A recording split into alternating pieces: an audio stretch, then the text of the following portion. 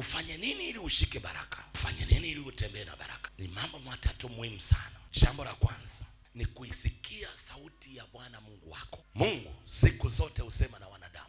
Ili upate kubarikiwa, lazima ifike kiwango cha kuisikia sauti ya Mungu na kutembea ukisikia sauti ya Mungu. Kwa maana inafika mahala hautaamua kwa sababu unataka kuamua. Unaamua kwa sababu Mungu amesema. Unafanya kwa sababu Mungu amesema. Kila mahala ulipowekwa, kila mahala ulipo, Mungu anahitaji ukuongoza. Amina. Mungu anahitaji kukusaidia. Amen.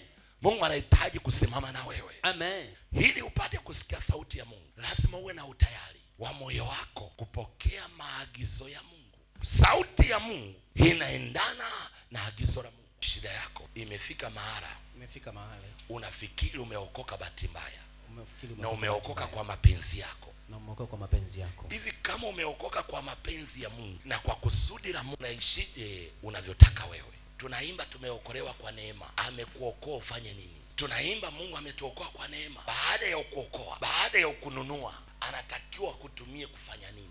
Hivi ni nani anaweza kununua kichombo chochote ndani ya nyumba yake halafu kikamwamrisha na kikampangia namna ya kufanya? Sasa tunasema tumenunuliwa na damu ya nani? Ya Yesu.